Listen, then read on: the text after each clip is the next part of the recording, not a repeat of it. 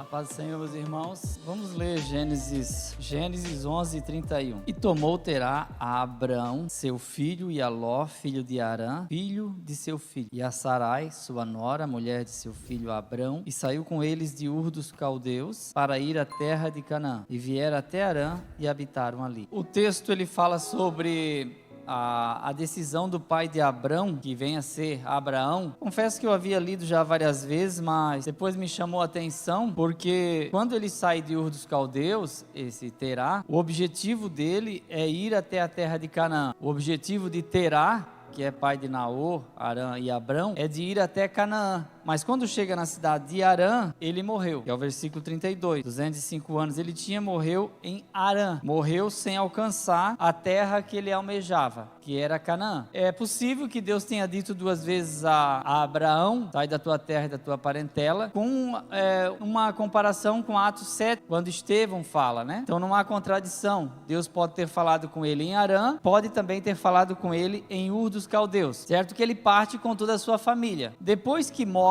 o pai de Abrão, que ele emancipa, Deus fala com ele, porque agora ele não está mais sujeito ao pai, porque nós estamos falando de uma cultura patriarcal. Quando Deus fala com ele, aí sim, sai da tua terra e da tua parentela. Aí ele leva Ló com ele e vai em direção a Canaã.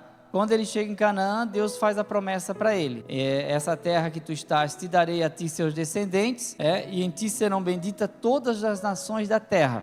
Engrandecerei o teu nome e tu serás uma bênção. Abençoarei os que te abençoarem, amaldiçoarei os que te amaldiçoarem. Mas precisava de algo significativo para cumprir essa palavra, que era Sara tinha que ser mãe. Só que toda essa promessa que foi despejada sobre Abrão, que vai se tornar Abraão, precisava de um filho. Só que Sarai, que quer dizer contenda, e vai mudar para Sara, quer dizer princesa, ela era estéril. Uma grande promessa baseada numa impossibilidade. Ou seja, Deus faz a promessa exatamente naquilo que eles menos tinham. Aquilo que eles não tinham nada.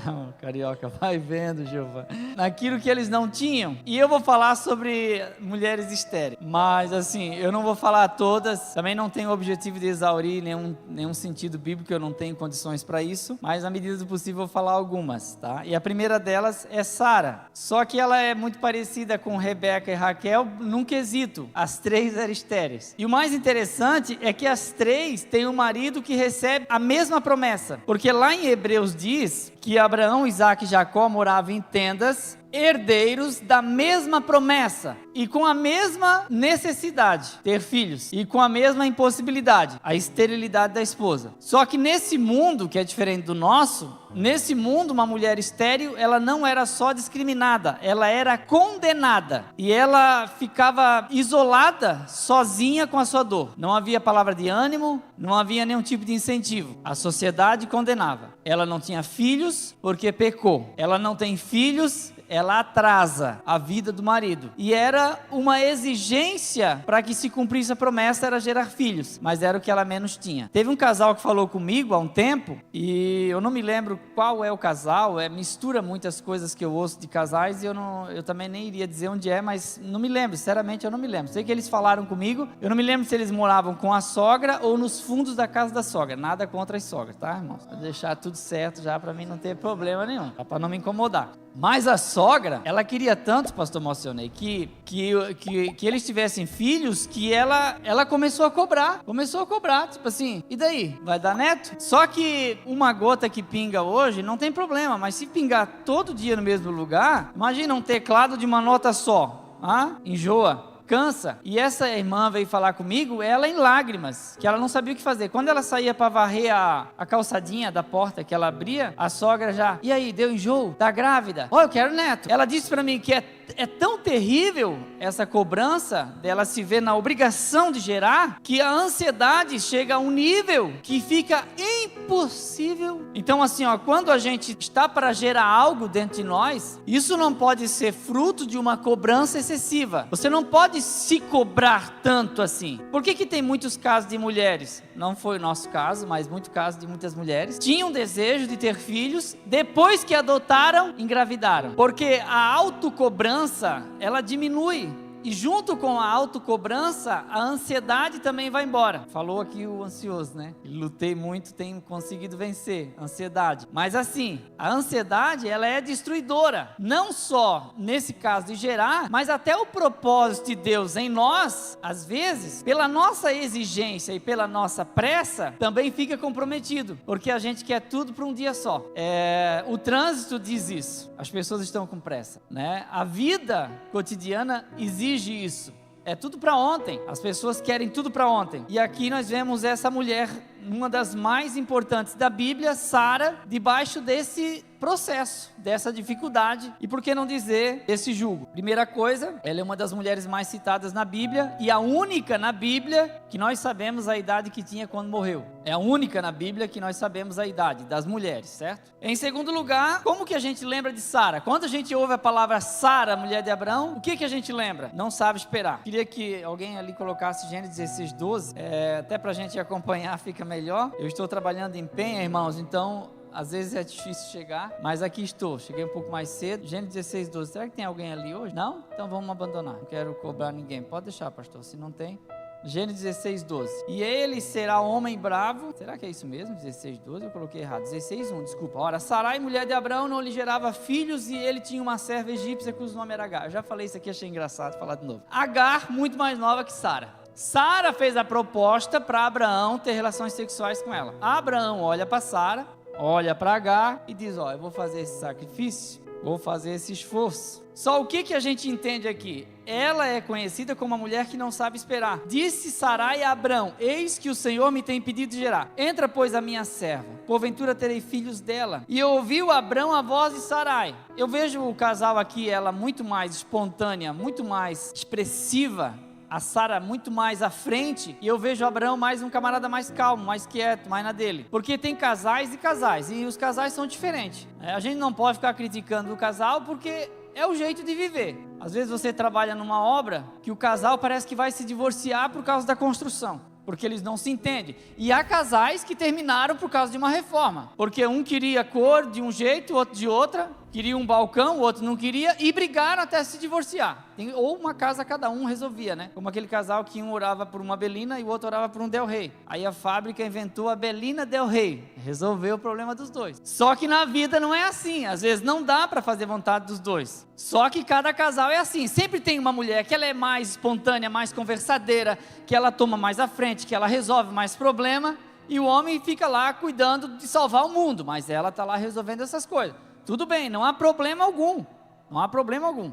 Tem marido que diz: não, mas eu tenho vergonha que parece que é ela que manda. Não, todo mundo sabe que é você que manda, irmão, pode ficar tranquilo. Os outros é que vão falar diferente. Eu ouço às vezes o marido bater e dizer assim: aqui quem manda é eu. Eu sempre digo, ó, quando tem que provar que manda, já não manda faz tempo, porque a gente não precisa provar que manda.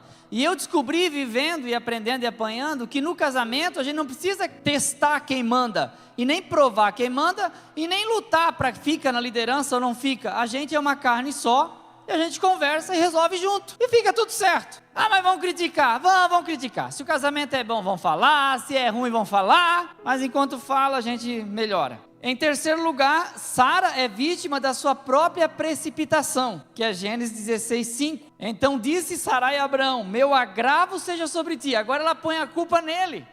Ela fez todo o esquema, Agar engravidou, Agar andava assim, aí engravidou de Abraão, ela já começou a andar assim já. Eu sou a mãe do filho do patrão. E Sarai, claro, não gostou. Aí ela vai fazer o quê? Ela vai culpar Abraão. Por isso que tem gente que diz, que é uma história que o pessoal fala aí, que é complicado entender as mulheres. Minha serva eu te dei, mas vendo ela agora que engravidou, me despreza. E Abraão disse assim: faz o que você quiser. Eu não vou brigar, deixa, não, vai, Sara, resolve, eu não quero nem saber. E ele deixa, só que ela fez o esquema e ela sofre pelo esquema.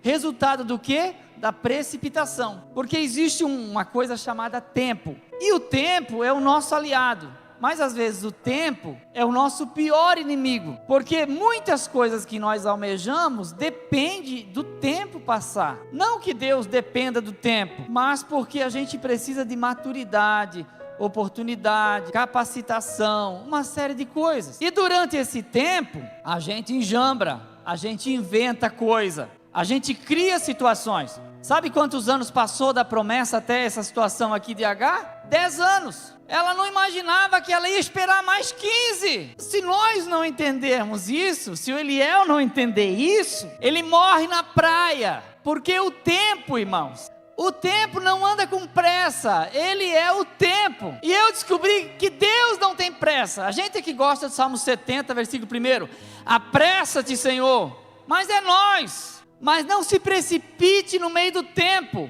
A gente faz escolhas, decisões, falamos palavras, nós falamos do tempo, falamos mal, mas Eliel, espera, Sara, espera, porque o tempo passou, mas Deus não desistiu de Sara, e Deus não desiste de nós. Tem alguém ali agora? Parece que eu vi uma cabeça ali. Tem alguém ali? Beleza? Gênesis 17:16, obrigado. Gênesis 17:16. Eu agradeço os obreiros também pela atenção, né? Para quem foi na escola dominical já me ouviu de novo, não é fácil.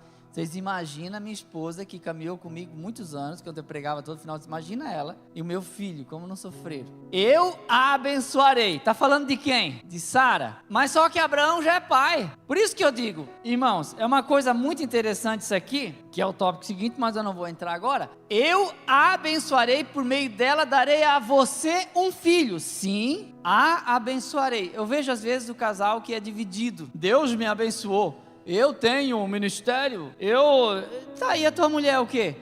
Ela me ajuda, mas dá licença. Irmãos, a gente é uma equipe. Vamos combinar que o casamento não é só uma sociedade, é uma mistura de pessoas. Tem casamento que se acaba porque um começou a decidir mal e a gente depende dos dois. O casamento é 2 pessoas. Não dá certo se for só um, e se der errado, a culpa dela. Quando o filho não dá certo, puxou o lado da tua mãe, puxou o lado do pai. Não, irmãos, é uma mistura de genes. Gene, que é a genética do pai e a da mãe, mas a parte ruim vem do lado dele. Não, está misturado. Se é bom, é dos dois. Se está ruim, pode ser dos dois também.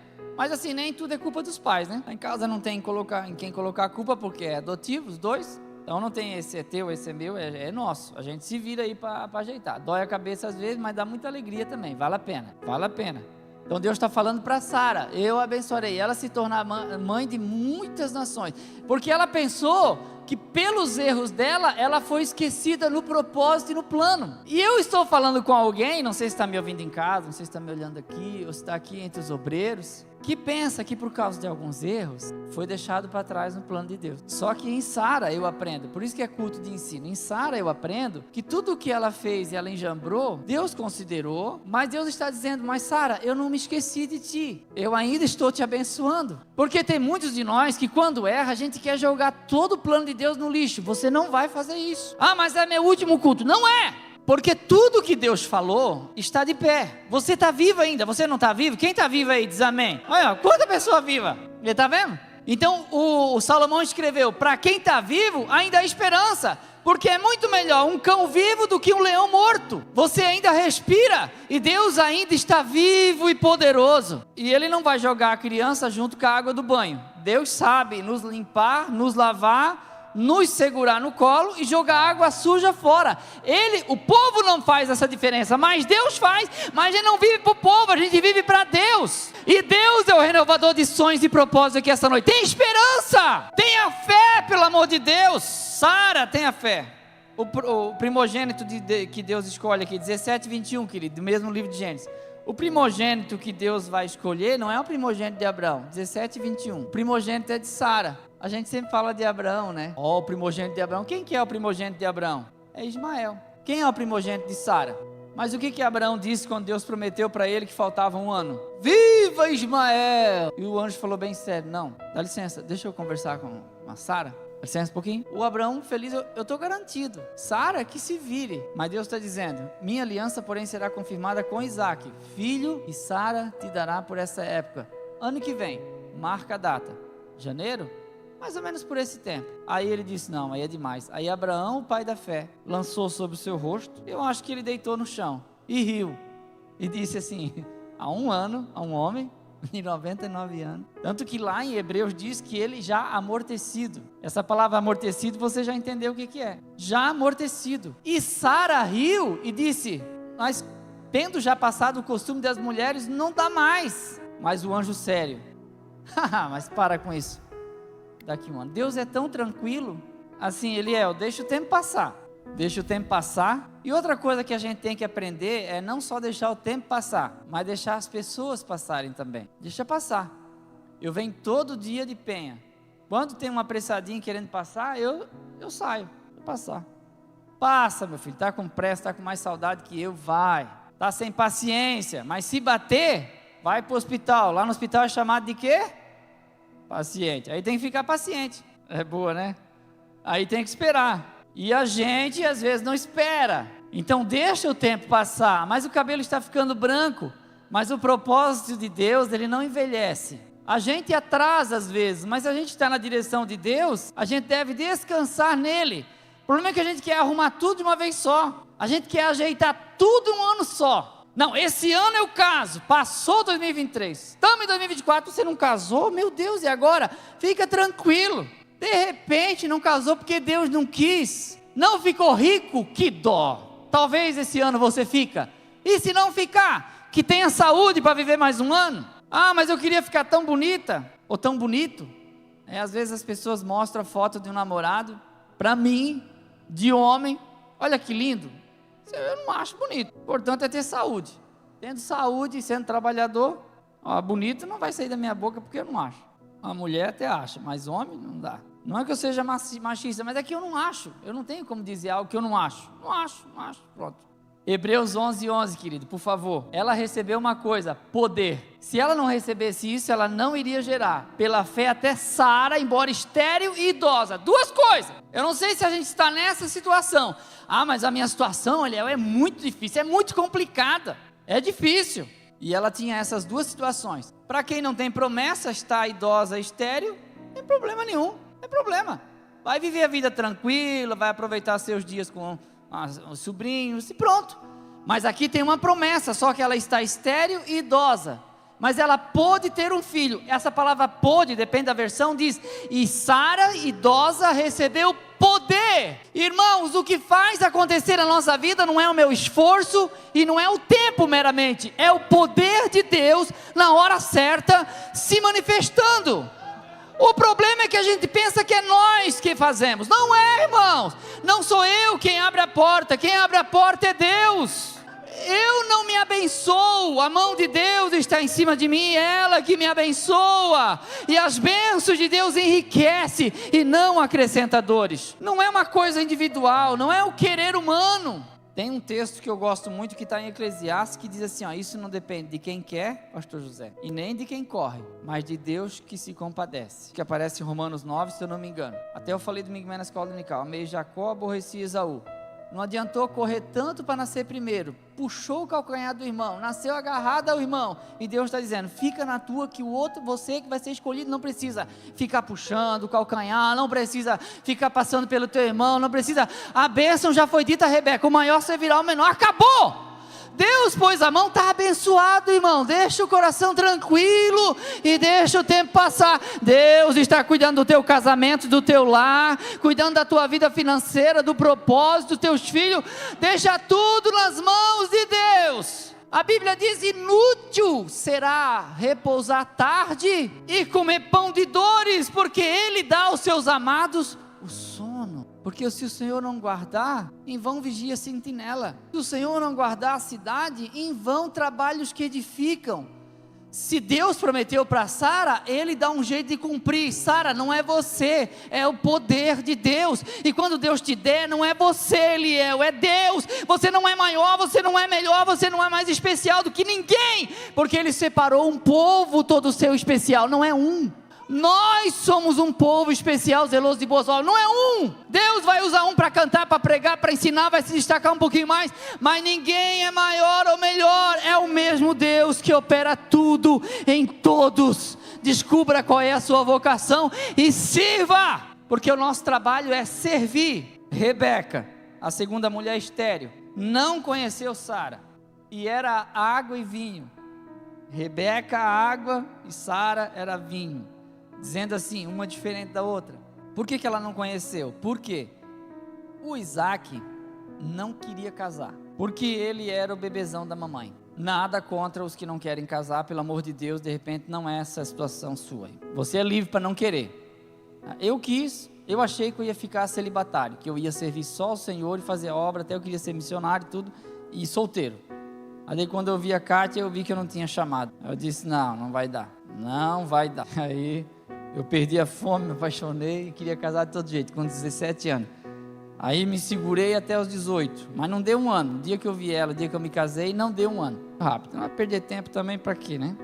Porque o Isaac, ele vai casar depois que Sara morre. Passaram-se mais 3 anos da morte de Sara.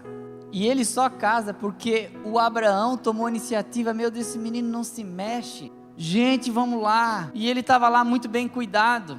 Sabe quando o ninho é macio, a gente não quer sair. Mas aí o Abraão fez o esquema, o servo foi, o mordomo trouxe a Rebeca, ele viu, gostou. E aí ele casou. Ele casou com 40 já.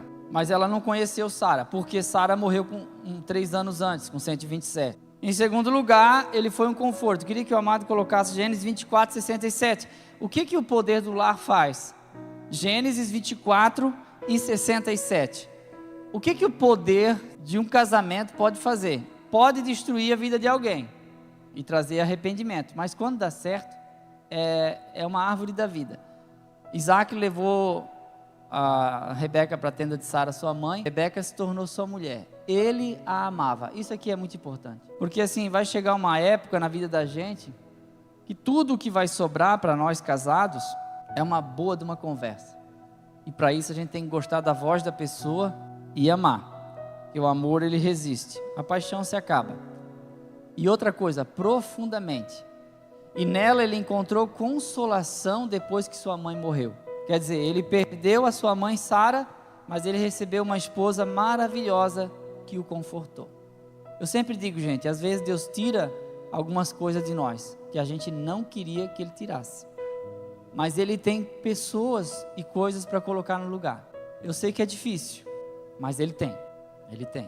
Sempre tem alguém. Quando a gente acha assim que agora não, agora acabou tudo, apareceu Rebeca. Em terceiro lugar, ela era ao contrário de Sara, porque ela era paciente, ela era de boa. Rebeca, estéril também, mais tranquila. Eu queria ser Rebeca, assim, no estilo assim, não mulher, né? Gosto de ser homem, mas digo o estilo assim, de boa, não tão agitado quanto eu sou, né? Mas eu tenho essa característica, pensar no amanhã. A Rebeca está de boa. Rebeca tranquila, e eu acho ela muito parecida com Maria. Sabe a Maria, irmã de Lázaro? A Marta apavorada, Maria sentadinha. E daí Jesus? Continua. Olhou a irmã dela, dando uma bronca em Jesus.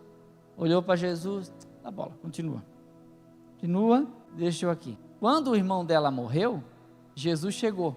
Quando Jesus chegou, Marta saiu correndo dentro de casa. A Bíblia diz, e Maria ficou sentada em casa. Mesmo estilo da Rebeca, assim, bem tranquila, sabe aquele casal que está dentro do carro e bate o carro, às vezes ela sai nervosa, chorando, e o marido de boa dizendo para ela assim, calma, amor, calma que tem seguro, e ela, meu Deus, Jesus. Calma, sempre tem que ter, o casal tem que ser um agitado, o outro tem que ser calmo. Se os dois forem agitados, se for os dois agitados, morre de estresse. Se for os dois calmos, a casa cai na cabeça e eles não arrumam. Tem que equilibrar as duas coisas, tem que contrabalancear. Gênesis 25 e 21, ela tinha uma outra coisa, ela tinha um marido, e isso aqui eu acho extraordinário. Essa é a segunda mulher estéril da Bíblia.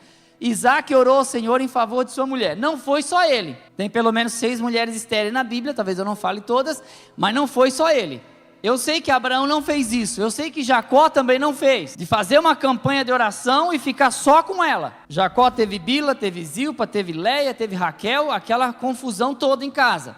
Abraão teve Agar, expulsa Agar, manda Agar de volta, expulsa quando ele tinha 13 anos de novo, aquela confusão. Mas aqui foi diferente, porque Isaac amou, e ele disse, eu vou orar. E enquanto Isaac orava, o coração de Rebeca, tranquilo, sabia que ela não ia ter concorrência, porque a tradição permitia que um homem casando com a mulher, não tendo filhos, ele poderia casar-se com outra simultaneamente, mas enquanto ele orava, o coração dele estava descansado, olhando para ela, dizendo, é de você que eu quero um filho. Ele não orou um dia nem 2, orou 20 anos, a esperança,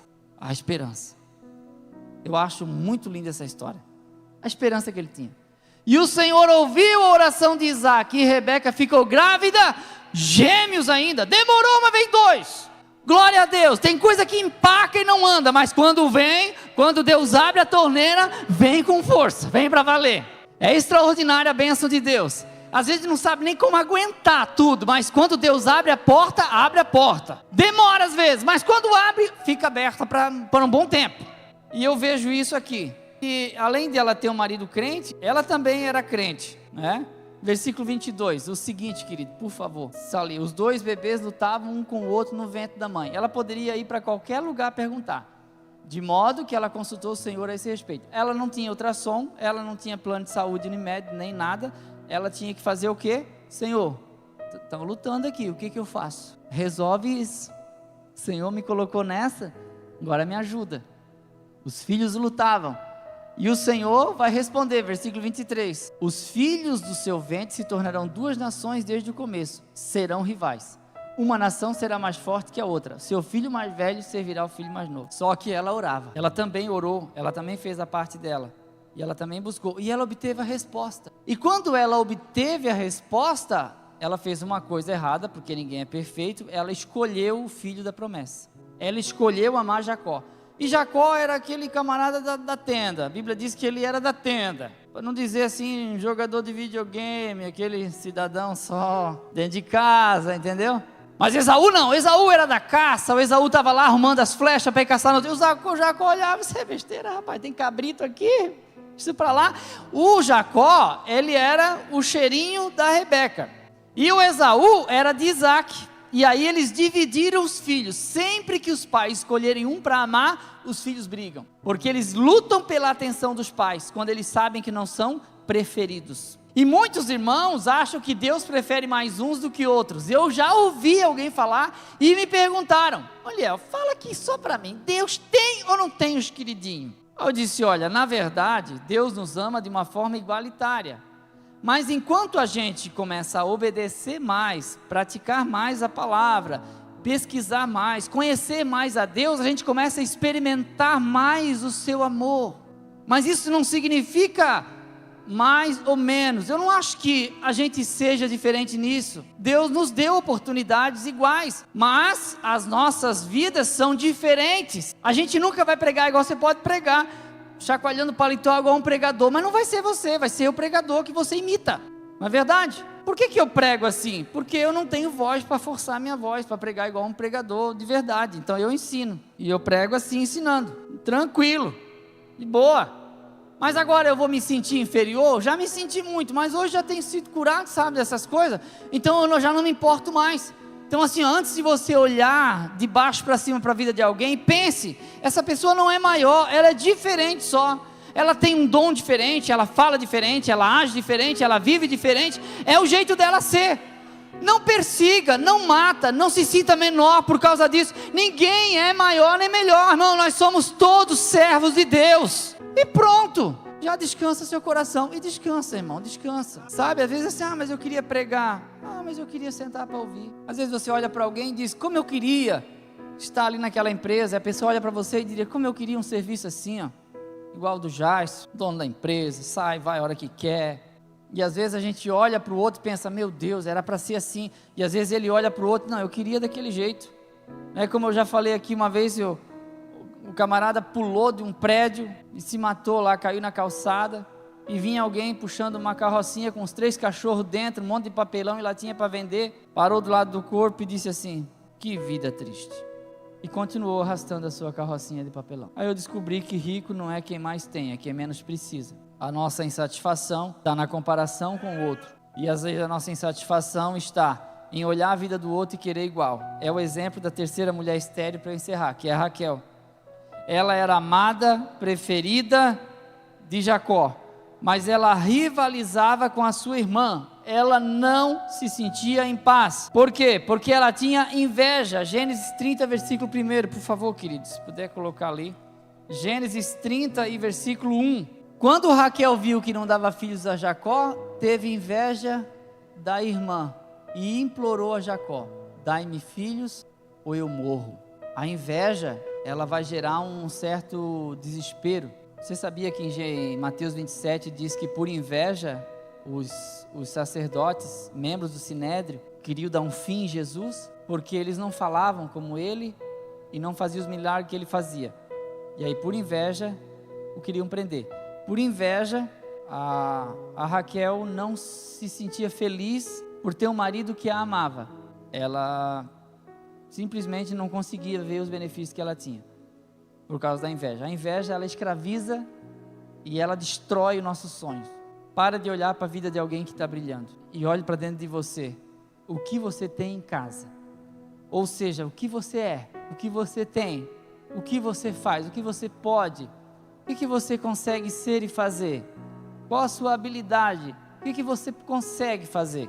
Mas em tudo que ela fez, precipitada, desesperada, cobrando de Jacó um filho, Jacó dizendo: eu já sou pai, eu já tenho 4 filhos com a tua irmã, depois disso vai ter mais 2 com Bila, mais 2 com Zilpa, vai ter mais uns 3 com a Leia, e por último então, Gênesis 30, 22, aí sim, coloca para mim, Gênesis 30, 22, então Deus se lembrou de Raquel. Eu acho lindo esse versículo, e Deus se lembrou de Raquel, ou seja, chegou a vez de Raquel. A palavra lembrou não quer dizer que Deus se esqueceu, mas no hebraísmo significa que Deus veio com atenção especial para cumprir uma promessa, e lembrou-se Deus de Noé, e lembrou-se Deus de Ana, e lembrou-se Deus de Raquel. Em resposta às suas orações, permitiu que ela se tornasse fértil. Deus não só deu um filho, mas curou a infertilidade de Raquel.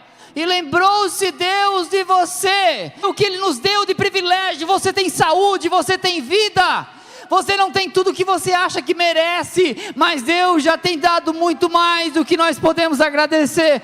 Deus, eu te agradeço por tudo. Cantarei e salmodiarei ao Senhor, porquanto Ele me tem feito muito bem. Até aqui nos ajudou o Senhor. Grandes coisas fez o Senhor por nós, por isso estamos alegres.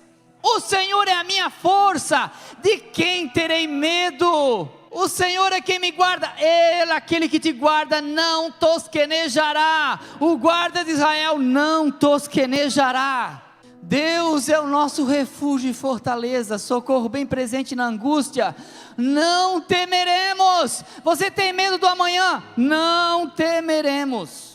Ainda que a terra se mude, ainda que os montes se transportem para o meio dos mares, ainda que as águas rujam e se perturbem, há um rio cujas correntes alegram a cidade, as moradas do Altíssimo Deus está no meio dela, não será abalada. As nações se embravecem, os reinos se movem, Ele levanta a sua voz e a terra se derrete. O Senhor dos exércitos é o nosso auxílio, o Deus de Jacó é o nosso socorro. Vinde e contemplai as obras do Senhor, que desolações tem feito na terra. Ele faz cessar a guerra na tua casa, na tua família, até o fim da terra. Levanta a sua mão. Ele faz cessar a guerra até o fim da terra. Quebra o arco, corta a lança, queima os carros do fogo. Aquietai-vos e sabei que eu sou Deus. Serei exaltado entre as nações e serei exaltado sobre a terra. O Senhor dos exércitos está conosco. O Deus de Jacó é o nosso refúgio e fortaleza. Deus é o refúgio, é para Ele que nós corremos. Dai-me filho, se não morro. Quando estava nascendo Benjamim, a vontade de ter filho ela é tão grande, que se o médico disse para a mulher assim: se você engravidar, corre risco de morrer. Sabe o que ela disse? Eu quero. Você sabe quando o seu chamado vale a pena? É quando você pode ouvir alguém dizer: mas você pode morrer. Aí você diz assim: mas eu quero. Diz que se não tiver pelo que morrer, não vale viver. Você tem coragem de viver nisso? Você tem que morrer. A gente tem muitos sonhos, muitos planos individuais, pessoais, mas viver para Deus é não viver o nosso sonho. E aí, Eliel, tem coragem? Eu tenho coragem de pregar, mas de viver isso aí é complicado, não é? A gente canta: se lá para o deserto Jesus me quer mandar. Aqui tem água, aqui ó. Quem que encheu meu copo? Pastor, obrigado. Tem água. Mas para o deserto, o David Keelan diz: os crentes não contam mentiras, cantam mentiras. Eu estou sendo sincero com os irmãos. Eu acho que eu não vou. E eu falo para Deus, só se o Senhor me der uma condição para isso. E para isso tem que mudar meu jeito, porque eu gosto de dormir. Eu gosto de descansar no meu sofá. Aí vem pessoal assim, por que tu não prega tanto dia de semana? Porque eu tenho que descansar, eu chego cansado, eu gosto do meu sofá. Não é? Ah, mas vai pregar, sai por aí pregar. Não vou. Eu não quero. Eu gosto de descansar. Eu gosto de pregar, eu gosto de pregar. Já preguei mais do que eu prego hoje, assim, de vezes. Mas eu também gosto de descansar. Mas eu sei que eu falho. Eu sei. O copeiro falou uma coisa que eu acho lindo. Dos meus pecados me lembro eu. Eu sei que eu poderia ser melhor. Mas não é culpa dessa igreja. Não é culpa da Kátia. Não é culpa dos meus filhos. Não é culpa de Deus. Eu sou culpado. Eu sou culpado. Podia ser melhor? 10 vezes, tá? 10 vezes. Eu penso isso, pastor Júnior. Eu poderia ser melhor. Eu não consigo pensar que eu sou melhor do que nenhum dos senhores aqui, nenhum dos senhores aqui. Eu não consigo pensar nem um segundo de ser melhor que alguém. Eu me sinto o mais cafona de todos. Quando eu vejo o pastor Adriano me chamando para dar aula, ou o pastor Zilmar, eu penso, meu Deus, o que eu vou fazer? Eu acho que aquele versículo veio de novo na minha mente. Eu faço sossegar minha alma como uma criança desmamada no colo da mãe. Salmo 131. E descansar. Eu não sou capaz de tanto, mas eu gostaria de ser melhor. E nessa vontade de ser melhor, reconheço que eu falho. Quem de nós não tem alguma coisa que se queixar de si mesmo? É uma pergunta bem pessoal, né? A gente não gosta de ser confrontado. A gente não gosta. A coisa que mais irrita os filhos é quando a gente dá uma bronca e fica olhando sério. Eu me lembro quando a minha avó fazia isso. E ela dizia, não sei o que vai ser de ti. Aquilo entrou na minha mente até hoje. De vez em quando parece que eu escuto a voz dela. Não sei o que vai ser de ti. Quando eu vou entrar por um caminho, não sei o que vai ser de ti.